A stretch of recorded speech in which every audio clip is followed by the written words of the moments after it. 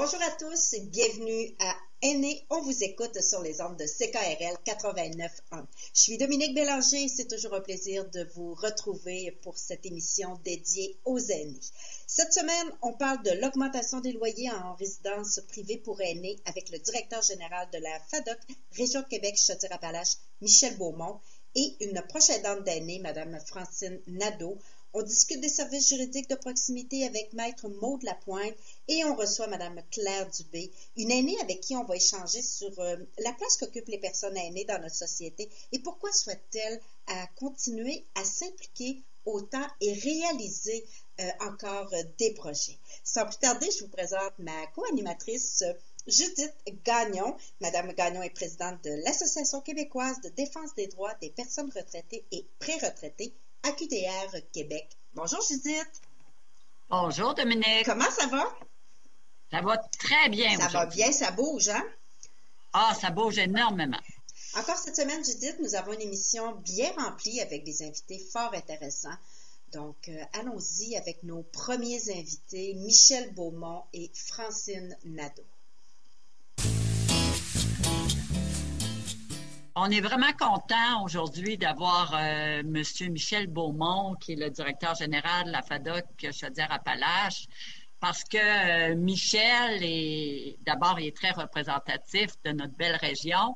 Et la FADOC s'est levée debout parce que c'était le temps aussi pour dire la hausse des coûts d'hébergement dans les résidences privées, il y aurait peut-être quelque chose à faire parce que les aînés ne sont pas tous riches. Puis il faudrait prévoir des choses parce qu'à long terme, ça ne marche plus. Alors, Michel, veux-tu m'expliquer pourquoi vous avez fait ça? C'est quoi l'impact? Est-ce qu'on peut vous aider? C'est quoi la suite des choses?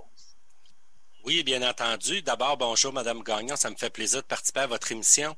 Écoutez, je pense que ces temps-ci, on en a beaucoup entendu parler. Il y a une problématique majeure dans le cas des RPA, RPA étant résidence pour aînés, parce que il y a sur le bail, il y a un article qui ne concorde pas avec la réglementation du tribunal du logement, c'est-à-dire que l'article F dit que les résidences nouvellement construites de moins que 5 ans sont pas légiférées, ils peuvent augmenter le prix du loyer, du montant qu'ils veulent, plutôt que de respecter la loi automatique habituellement d'augmentation entre 1,2 à 2% que les résidences vont faire. Ce qui fait que, dernièrement, il y a eu, je dirais, une espèce de bombe atomique qui est tombée là dans le dossier des RPA. On a vu ça dans les médias, une augmentation de près de 20% pour un loyer. Et il faut penser qu'au Québec, il y a environ 60% des personnes de 65 ans et plus qui vivent avec un revenu en dessous de 30 000 $. Ce qui fait que si on calcule le prix moyen des prix de logement dans les RPA, qui varient entre 2 et 4 000 $ par mois, imaginons que c'est la capacité de payer des aînés limitée et il faut penser qu'il ne reste plus beaucoup d'argent à la fin de l'année. Ce qui fait qu'à ce moment-là, pour aider à alimenter le dossier, on a lancé une pétition en ligne pour abolir l'article F et pour influencer le gouvernement à imposer une réglementation pour ces résidences-là, pour qu'ils ne puissent plus augmenter comme ils veulent et surtout pour prévenir l'abus financier envers les aînés. C'est excellent, ça. Moi, je suis pour ça à 100%. Qu'est-ce qu'on peut faire, nous, les citoyens, là, pour aider le mouvement, pour se joindre à la FADOC? Est-ce qu'on va sur le site de l'Assemblée nationale? Qu'est-ce qu'on peut faire? Toute personne qui a l'âge d'être en droit de voter peuvent aller signer la pétition en ligne sur le site de l'Assemblée nationale. Et d'ailleurs, s'il y a des gens qui ont de la difficulté à s'inscrire, puisqu'il y a quand même une procédure informatique là, pour signer la pétition, il y a un numéro de téléphone sans frais où ce que le service à clientèle de l'Assemblée nationale peut aider les gens là, à franchir chacune des étapes pour signer officiellement la pétition. Et je dirais même qu'il faut sensibiliser aussi la population, sensibiliser les aînés aussi à s'exprimer auprès de leur gestionnaire des RPA. Là, on vient de vivre une année difficile en 2020, la pandémie, des confinements.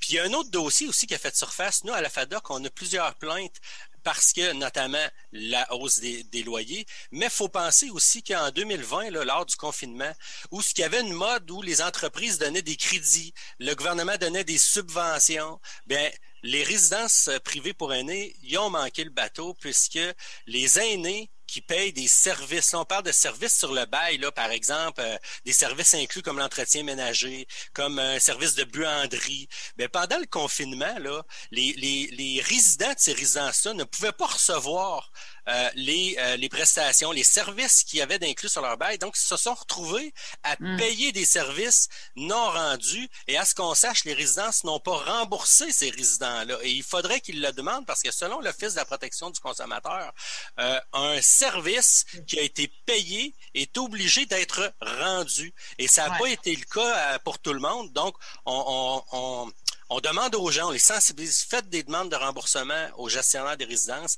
et surtout, allez signer la pétition pour que le gouvernement bouge et modifie l'article F, puisque ce qui est le plus, je dirais, dérisoire là-dedans, c'est que l'article F stipule que ces fameuses résidences-là de moins de 5 ans qui décident d'augmenter le loyer, bien, c'est écrit sur le bail, noir sur blanc, que lorsque le gestionnaire présente le renouvellement de bail avec cette augmentation-là, le résident est obligé ou bien d'accepter et de signer ou bien de quitter. Alors, mettons-nous dans la peau d'une personne qui vient de rentrer dans un nouveau milieu de vie, qui est un milieu de vie stimulant, avec des services, ils se sont fait des amis, ils sont obligés de déménager s'ils n'acceptent pas le taux d'augmentation. Donc, les gestionnaires, ils vont se défendre en disant, notre taux de renouvellement, il est très élevé. Les gens, ils restent. C'est sûr, ils se font un quota au pied du mur en disant, on vous augmente de X montant, sinon vous devez quitter. C'est parfait. De toute façon, à la QDR, on est totalement du même avis. Puis on va joindre ce mouvement-là parce que vous avez raison, M. Beaumont, il faut que les aînés s'expriment. Il faut qu'il y ait une mobilisation sociale. Quelques minutes, on a une proche aidante, Mme Francine Nadeau, dont le conjoint est en résidence. Francine, qu'est-ce que tu penses de ça, là, de toute cette question-là? Ah bien, écoutez, là, j'ai appris, moi aussi, que le groupe québécois, les Châteaux Bellevue, de 10 à 20 à cause de la pandémie, alors que le gouvernement leur a versé beaucoup d'argent pour les aider. Je pense que la pandémie a le dos large. On dit aux résidents d'accepter la hausse de loyer ou de quitter, oui.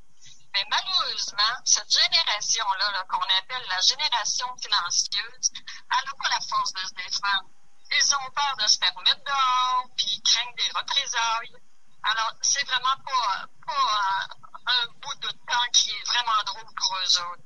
Et vous savez, là, il y a présentement des petites et des moyennes résidences qui augmentent leur loyer de 3 %. J'en connais une. Ce sont des propriétaires, par exemple, qui sont présents, qui connaissent les résidents, qui comprennent qu'ils ne peuvent pas payer davantage.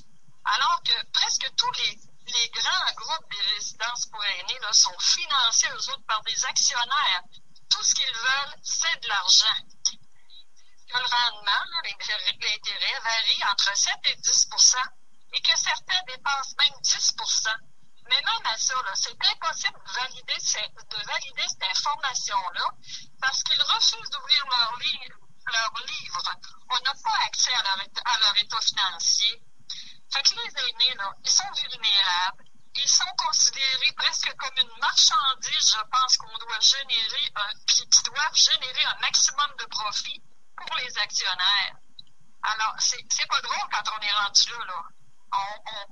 On se demande si les aînés sont rendus comme une marchandise. Puis, justement, on se pose la question, là, est-ce qu'on en est rendu à acheter des aînés?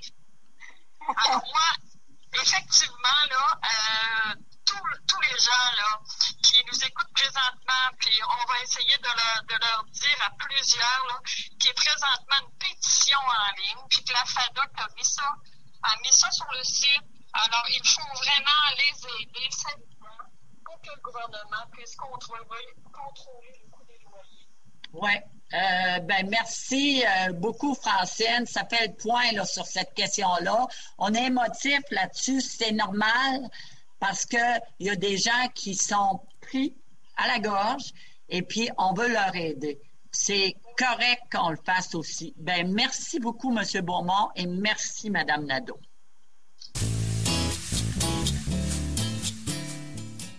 OK. Aujourd'hui, on a décidé de vous présenter nos services juridiques de proximité à la QDR Québec. C'est des services qui sont essentiellement pour les aînés où on fait un accompagnement, très bon accompagnement humanisé pour bien aider les aînés souvent à se sortir de situations difficiles. Alors moi, j'ai avec moi Maude Lapointe, maître Maude Lapointe, qui travaille ou qui est en lien avec la QDR Québec depuis 5 ans.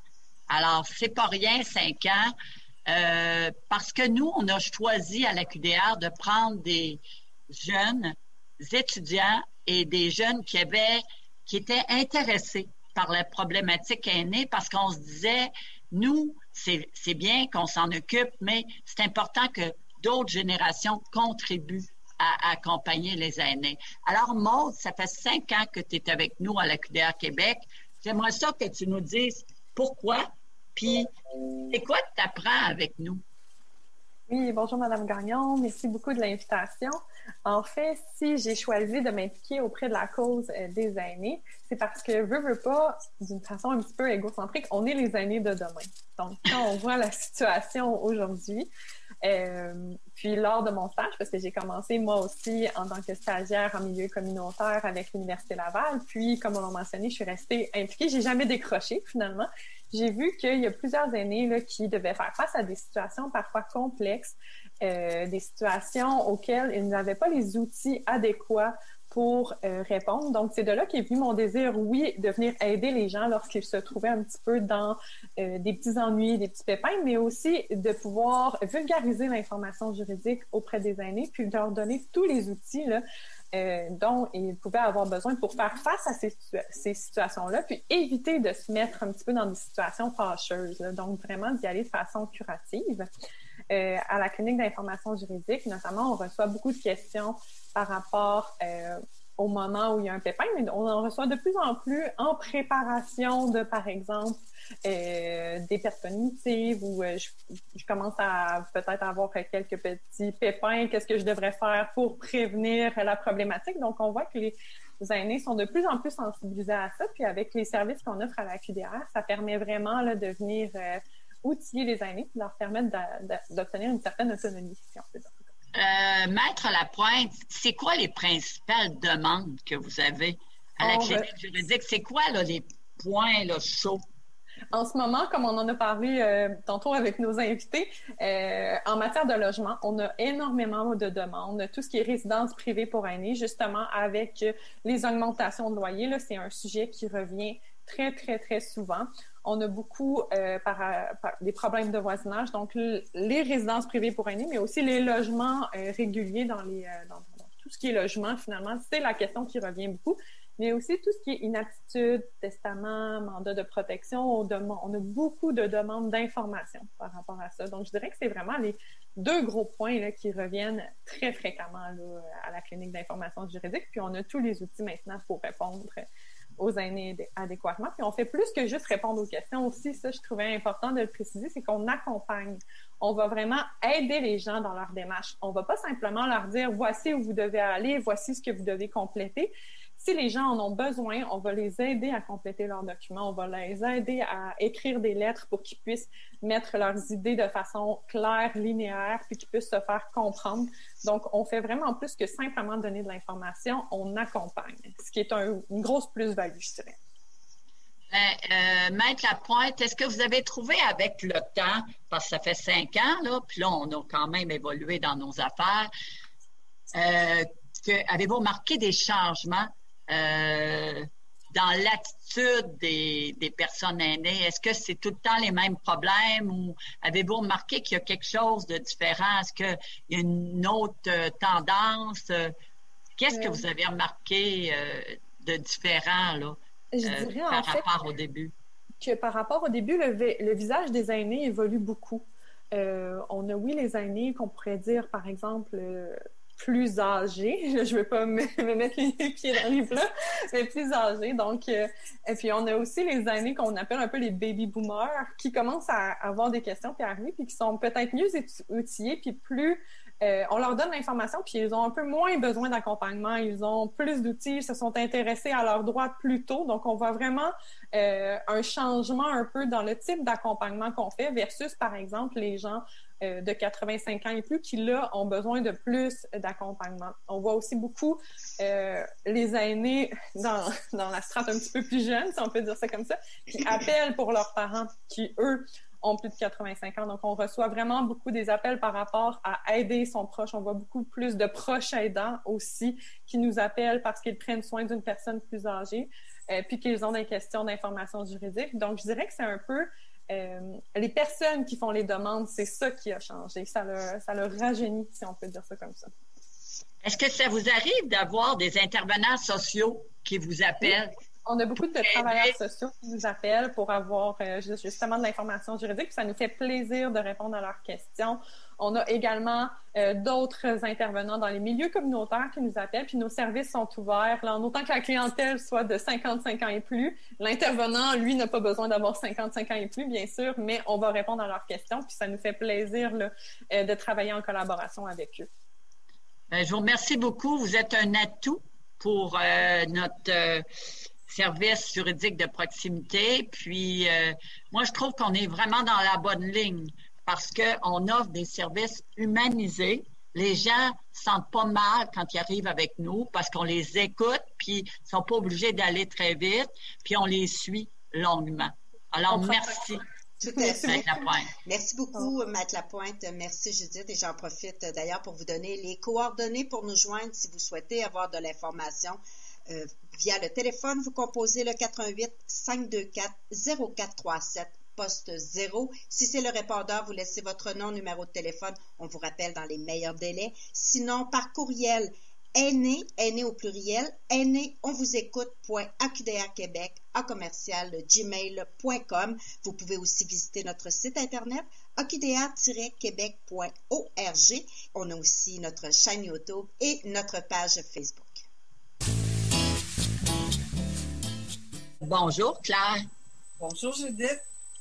Je suis très contente de te recevoir parce que de toutes les personnes que j'ai connues, j'ai toujours trouvé que tu avais de l'intégrité et puis que quand tu faisais quelque chose, tu allais jusqu'au bout et tu le faisais bien.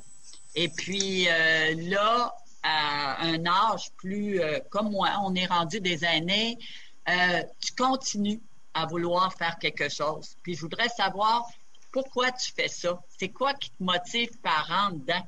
Puis explique-moi ça. Explique-nous ça. D'abord, du bénévolat, depuis que j'ai 12 ans que j'en fais. J'en ai toujours fait. Il y a eu ma phase avec les ados, ensuite avec les femmes en ménopause, ensuite avec les aînés. J'ai parlé beaucoup de sexualité des aînés. Et j'ai toujours été impliquée. Je suis encore membre de 3CA. Et je participe à d'autres, là, un peu moins à cause de la COVID. Puis ma motivation, c'est d'aider les autres, les jeunes, les aînés. Parce que si on parle des aînés, ben les aînés, on les considère comme un tout. Et non, on peut pas comparer une aînée de 65 ans ou une aînée de 90 ans. Et puis je trouve qu'on oublie de le voir comme une force, on le voit beaucoup comme un problème. C'est sûr que quand on parle des aînés, on parle d'Alzheimer, on parle de mortalité avec la COVID. Donc, peut-être que, parce que moi, j'ai beaucoup travaillé pour faire que les mentalités changent. Si on avait jugé que j'étais une aînée, à 35 ans, j'avais les cheveux presque blancs. On se connaît depuis longtemps, puis tu m'as toujours connu avec les cheveux blancs. Donc, ça avait été le critère des cheveux blancs pour définir un aîné. À 35 ans, là, j'avais des jeunes enfants, donc j'avais bien d'autres choses à faire. Mais l'implication auprès des gens de ma communauté, ça a toujours été quelque chose qui m'a motivée. Et oui, je peux pas révolutionner la Terre, je peux pas tout changé, mais dans mon entourage, dans mon milieu, oui, les petites choses sont importantes. C'est changer une petite affaire, parler en bien de ce que font les aînés. Hein? Mon grand-père disait qu'un aîné, quand un aîné décède, c'est une bibliothèque qui parle. Écoute, Claire, je veux pas t'interrompre comme ça parce que c'est tellement intéressant, mais est-ce que tu trouves, moi je trouve que tu es un modèle dans la société, puis je pense que dans la société actuelle, il faudrait beaucoup de modèles aînés qui montrent qu'on n'est pas tous rendus grabataires, puis qu'on n'a pas tout perdu notre cognition, puis qu'on est capable de réaliser encore de grandes choses socialement. Est-ce que es-tu d'accord avec moi? Puis comment tu vois ça? Oui, je suis entièrement d'accord. Et on nous présente très peu de modèles de gens plus âgés. On nous présente, ceux qu'on nous présente, c'est des artistes, mais madame, monsieur, tout le monde, qui fait son petit bout de chemin. Donc, à mon niveau, oui, je pense que je peux changer des choses, puis amener les gens à considérer que d'être un aîné, c'est pas d'avoir un pied dans le tombe, c'est d'être encore actif, c'est d'être encore vivant. Puis, la plus belle illustration que je pourrais vous donner, je sais pas si vous avez vu le film « Il pleuvait des oiseaux ». Oui. La scène avec Gilbert Scott et André Lachapelle. Mon Dieu, que c'était beau. C'était plein de tendresse. C'était c'était tellement beau et on se sentait bien. C'est comme ça qu'on devrait présenter les aînés. Puis des aînés actifs. Mais là, on nous met un peu sur la voie de service. Et puis, je pense pas qu'à 65 ans, 75 ans, qu'on doit nous tasser. On doit être des actifs pour notre communauté. Parce que, comme moi, d'englober tout le monde à partir de 65 ans, si on regarde le nombre de cas de COVID à 65 ans, il y en a autant chez les ados que chez les 65 ans. C'est sûr que si on va à 90 ans, il y en a plus. Mais entre 65 et 90, il y a 25 ans. Et pendant ces 25 années-là, et puis j'en ai rencontré beaucoup d'aînés dans mon travail. Et à ce moment-là, c'est des gens qui sont vivants, qui veulent vivre. Ils veulent pas qu'on les considère là, comme du bois mort, puis là, assis-toi là, ma tante, là, puis ça bouge plus. Mais Claire, oui. je suis pleinement d'accord avec toi, mais qu'est-ce qu'on peut faire? Nous, là, on veut, à la QDA Québec, on est assez innovateur. On n'a jamais été par en arrière, tu le sais.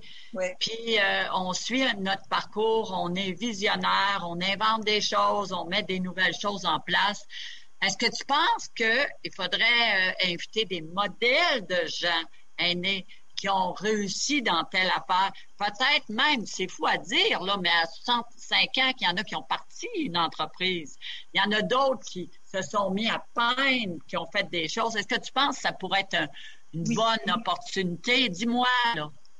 C'est sûr que si on nous présente des aînés comme André Lachapelle, mais moi, ce que j'aimerais, c'est de voir monsieur, madame, tout le monde, je déteste cette expression, mais de voir du monde ordinaire qui ont réussi dans la vie et qui, à 75 ans, sont encore ouverts à ce qui se passe dans le monde et non pas, ils surveillent les petits bobos. C'est sûr qu'à 75, 80 ans, il y a des petites affaires qui retroussent, mais montrer que des gens, des hommes et des femmes sont capables d'innover et de faire des choses. Regarde, ça pourrait être des activités intergénérationnelles. Ça peut être plein de choses. Que ce soit à la QDR, à la FADOC, il y a plein d'organismes où les gens peuvent être. Ben écoutez, Madame Dubé, vous avez toujours été vivante et on le voit encore maintenant, puis ça a été un plaisir de vous parler. Merci beaucoup. Merci. Alors, je rappelle la prochaine conférence à venir qui est le 10 février, 13h30, avec Maître Mario Fleury. On discute des aspects juridiques. Pour vous inscrire à cette conférence, mais aussi à toutes les autres conférences qu'on offre, vous visitez notre site Internet aqda-québec.org. Vous avez le calendrier d'activités et naturellement, vous pouvez aussi devenir membre de la QDR Québec. Merci beaucoup à nos invités d'aujourd'hui, Francine Nadeau, Michel Beaumont, Maître Maude Lapointe, Claire Dubé. Pour nous, c'est déjà terminé, Judith. Quelle belle émission aujourd'hui! Excellente émission. Vraiment. Pour nos auditeurs, je vous demande de rester branchés puisque Midi Jazz prend l'antenne dans quelques instants. Et Judith, je vous laisse le mot de la fin. Ben, mon mot de la fin, ça sera pas une citation que j'ai pris dans un livre, quoi que ce soit. On vient de vivre quelque chose d'extraordinaire avec l'avènement du nouveau président des États-Unis, M. Joe Biden, qui a 78 ans. Et ça nous montre quelque chose. Cet homme-là est droit, cet homme-là est digne, a des idées, a des plans. Il a 78 ans. Alors, quand on dira que les gens sont moins bons ou que sont terminés, je ne croirais pas. C'est un modèle. Et puis, je termine en disant que rien n'est jamais fini dans la vie. Merci, Judith. C'est un rendez-vous la semaine prochaine. Merci à vous d'avoir été là.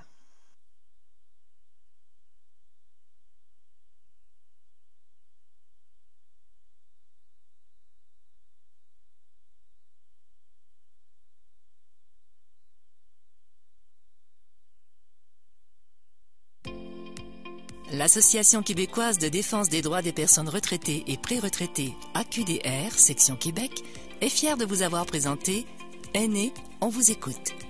Pour connaître tous les services offerts, visitez le aqdr-québec.org ou encore téléphonez au 418-524-0437, poste 0.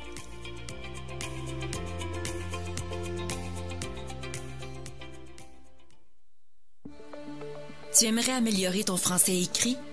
Apprendre à lire? Prendre part à une création théâtrale? Suivre des ateliers d'initiation à Internet, iPad, Facebook, Excel ou Android? Réintégrer le marché du travail si tu es prestataire du programme d'aide sociale? Participer à des ateliers de francisation? Le cœur à lire. Pas de gêne, pas de stress. 88 841 1042.